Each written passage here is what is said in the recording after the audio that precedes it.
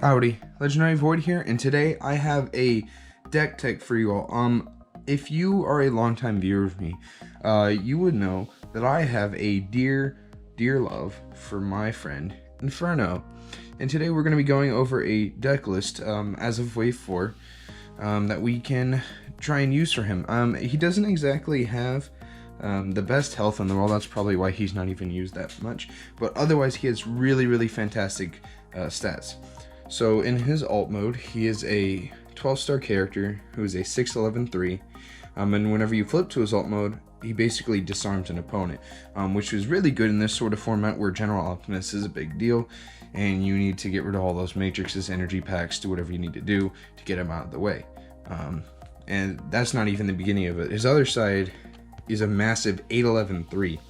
Which that 8 attack is just absolutely huge. Even if there are no side effects on this side, he's just really strong card, and he swings super hard, as well as defending really well. The only problem is his 11 health on a 12-star character is usually what holds him back.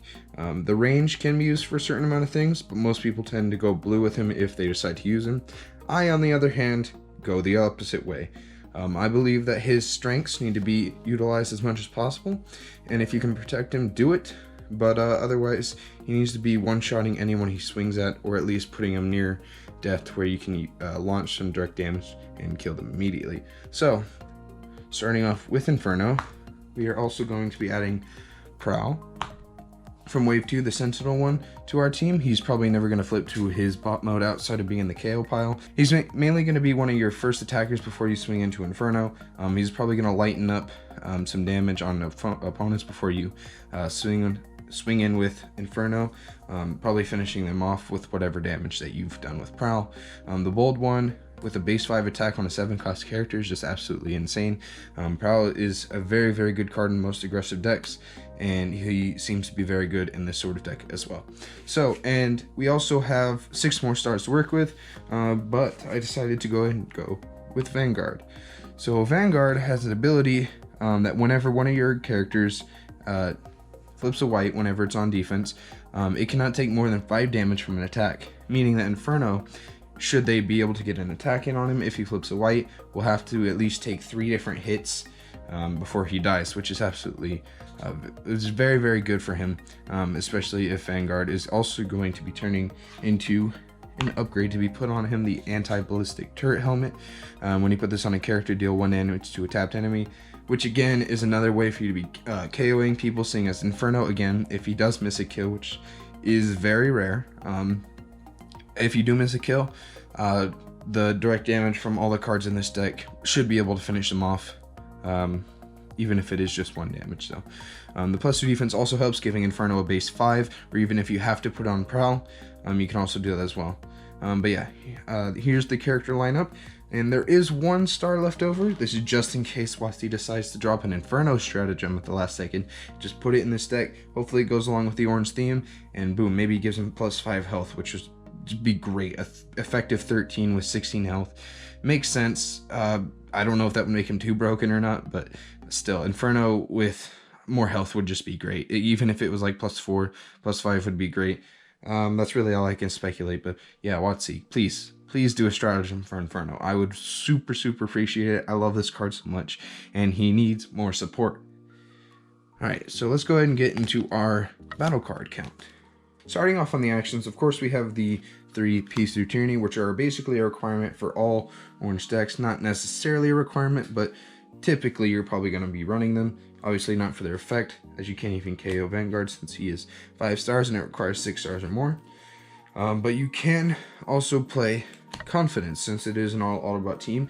You can help cycle through your deck a little bit by drawing 2, scrapping 2, and then playing another action such as Supercharge or Zap, or any kind of other action to accelerate damage. Speaking of Supercharge, we are playing 3 of them, as well as 3 Zaps. So those are, Zaps are again to help finish off people from Inferno swings, and Supercharges to boost their attacks even more. You can even use it on Vanguard, as he is in fact a threat now that it is a orange deck, so he can do some damage if you really want him to. And since our characters are melee, ranged, we are playing 3 copies of Wedge Formation. This is not only for the healing off of Prowl, and the drawing off of Vanguard, but you also can do a little bit of Pierce should you come across a heavy blue deck and deal some damage with Vanguard should you flip those black pips. But otherwise, it's more of a way to get rid of the pieces and improvise shields from your hand, as it is a green pip as well. We also have 3 copies of Rollout. This is sort of a way to help flip Inferno and then get him back to his bot mode. Should you need to get rid of an opponent's upgrades, such as extra padding, sparring gears, just anything that they put down that is preventing you from dealing damage, such as force fields and the like. We're also playing 2 escape routes to help guarantee that, but the rollouts also help in that they do have a blue pip, can defend a bit better on whoever you're defending with, but the green pips on escape route make it more usable with Inferno. And that is our actions. We will go ahead and get into the upgrades. So starting with the weapons, we have 3 grenade launchers and 3 erratic lightnings.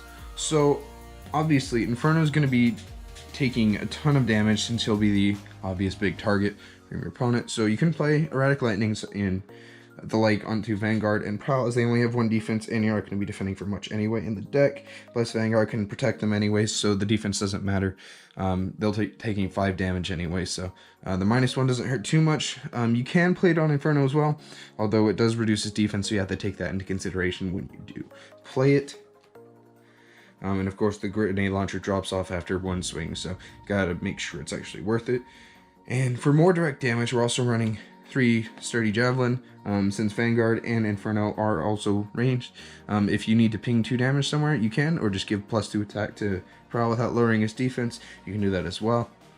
And they are white pips, so they help with Vanguard's effect. And we are also playing 1 copy of Enforcement Batons. We need to sometimes just get rid of upgrades just straight up from your opponent's characters, not just put them back to their hand, because some things do have the effect of triggering a certain effect when they're placed down onto someone, like Enforcement Batons. So you don't want to bounce back to your hand for them to play it again and get the effect again. So Enforcement Batons is of course there for that. And then we have our 1 star card, which is going to be Mounted Missiles, which again is just another double orange pip, as well as a +2 that can go in any slot. So pretty good card in and of itself. I was thinking of Leap into Battle as another white pip. Sorry, not Leap into Battle, Leap of Faith. But I didn't really like the unreliability of that card, especially in a deck where your characters are going to be dying pretty fast because you're not being too defensive. So I just decided to keep going aggressive and go with Mounted Missiles. For our armors, again, to get rid of upgrades entirely, we have Bashing Shield to get rid of your opponent's armors. 2 of them, since sparring gears, extra paddings, reinforced platings, anything like that is just super annoying. You don't want your opponent putting them down on another character, even if you do get the KO when you need it. Force fields are also playing 2 of those. I didn't want to keep my white pip count too high, so we're only playing 2 of those instead of the full 3. Although it can be useful for when Vanguard dies early, and you can just prevent 4 damage instead of 5 onto one of your characters. Or even if Vanguard can't prevent the death of someone by like 1 damage, Force Field helps in that situation as well. And then of course, since it is an orange deck, 3 copies of Improvised Shield. The tough one helps a little bit. There are, of course, the 3 rollouts that can possibly be flipped on a tough one, although it isn't recommended that you play it on there, as it is more useful on the attack flips. And we're only playing 1 kind of utility in this deck, and it is actually 2 copies of Stealthiness. Now if you've seen my blaster decks, you know I am very, very fond of this card. And again, it is super useful in this deck as well, giving Stealthiness to Inferno while having them attack the guys that you kind of want to die first.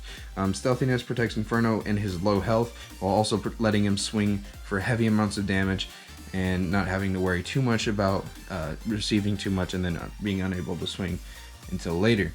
So Stealthiness, again, you could play Swing Vanguard first, put his Stealthiness down, flip Inferno, and then swing in him with his Stealthiness and not have to worry about him being the first target. Unless, of course, they're playing Vaporize or Disarm, then you have to be even more careful about what's in their hand and dealing with those sort of upgrade removals. Now for the sideboard, there are 2 different ways you can go about it. You can decide to go too wide by having Inferno and the other character, or you can swap Inferno out entirely and put in Optimus Prime, Battlefield Legend. I've always been a big fan of using Optimus in orange decks. I think being able to summon certain orange cards on the attack flip, such as a Zap, is a very, very good way of utilizing his ability. Plus you can get back supercharges, anything you want, just to bring back more damage from the other guys, such as Vanguard or Prowl, like picking up a supercharge from the scrap, or anything else that can just help you generate damage as fast as you can.